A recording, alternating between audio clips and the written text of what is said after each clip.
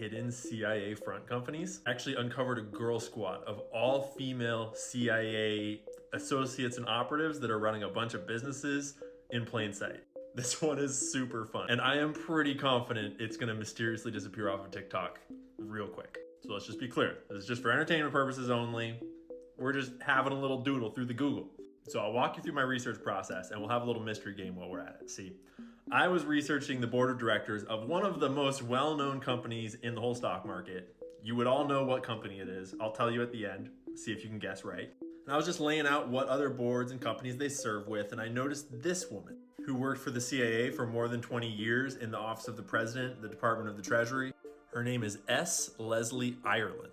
This is her bio on this company's website. She worked for the CIA from 1985 until 2005, it looks like. But as I was snooping into her, I noticed that there are some things she's involved with that aren't mentioned on that other more prominent website talking about her board position. When I looked her up on Market Screener, it turns out that she's also a director and board member of Night Swan Acquisition Corporation, which strangely, when I went to their website, it was not secure and I couldn't get to it, which only got weirder when I found their IPO proposal on the SEC's website that describes what their business is and why they're going to go public. Sorry, these documents are really small text. I'll read it to you. So Night Swan is innovation in cyber, cloud, and mission intelligence, a field focused on the collection, analysis, and delivery of foreign intelligence and counterintelligence information for the purposes of improving decision making. So this is a cybersecurity and national intelligence company whose website is apparently not secure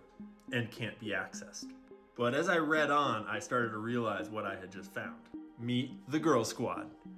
Brandy, Teresa, Anne, Marilyn, Leslie, Dawn, Laura. The CEO, Ms. Daly, is the founder and CEO of C2S Consulting Group. I looked them up and their site also couldn't be reached. So I dug a little deeper and it turns out that they were acquired or merged with SMX Hollywood. So I went and found SMX's website and I found their board of directors.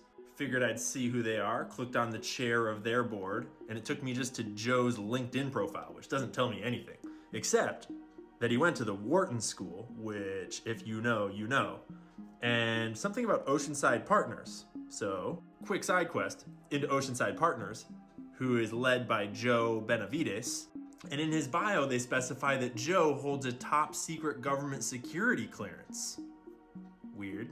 It's an interesting thing to say on an investment company's website, but it turns out the other co-founder, Ted Coons, also holds a top secret government clearance and also went to the Wharton School. Oh wait, and the other co-founder, Jeff Kelly, also holds a top secret government clearance. So I think we can all make some guesses about what Ocean Sound Partners is doing with their money. But anyway, side quest. Back to Night Swan, founded by Brandy Daly. Now let's meet the rest of their team. Teresa.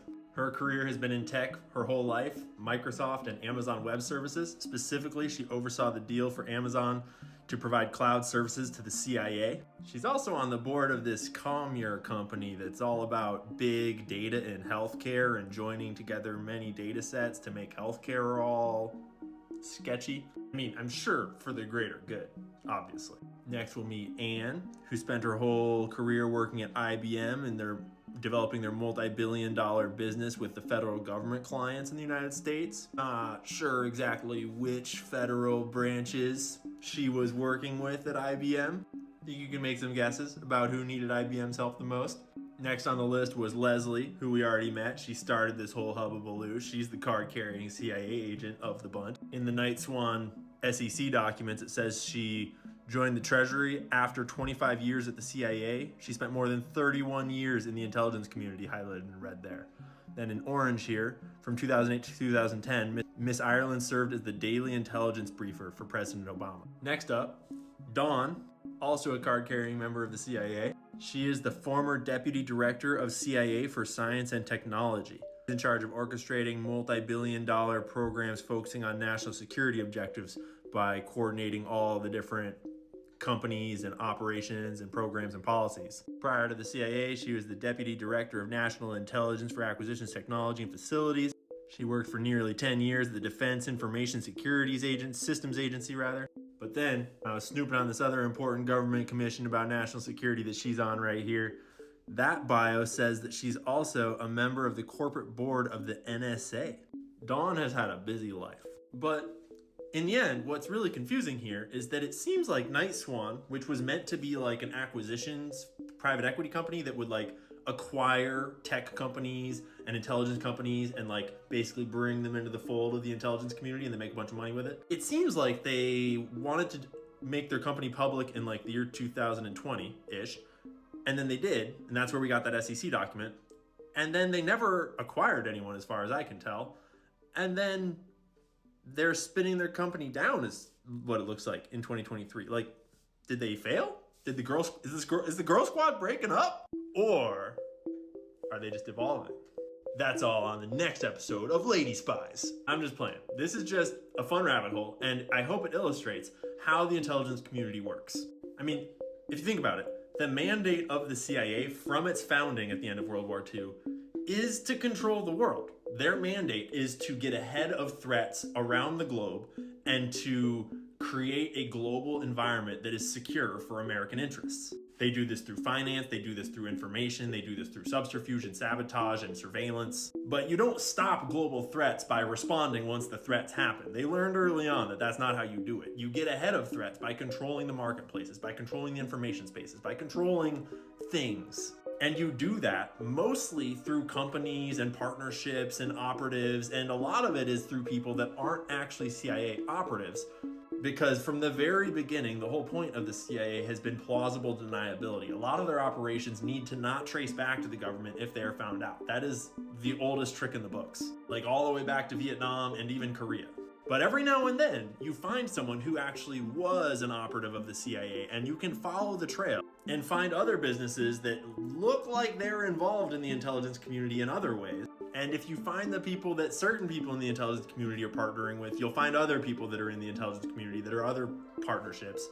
It's just a big spider web. So now, back to our original inquiry. Have you guessed what company Ireland is sitting on the board of? What company do you think this is a board of directors of? Final answers? That is the board of Citigroup. See, I spent all day yesterday and all day today analyzing the board of directors of all 4 of the biggest banks in America. And they each have their own quirks and their own kind of styles and themes. But Citibank is by far the most sinister, the most revolving door from government to banking, the most people that worked at the CIA, that worked at the regulators. This Ireland lady was just one of the people on this list that seemed to have ties to the intelligence community. The one right below her is another good candidate, as is this one down here. But that's all we have time for today. Hope you had as much fun with that as I did. And just an afterthought here. If this video gets taken down from TikTok, as it probably will,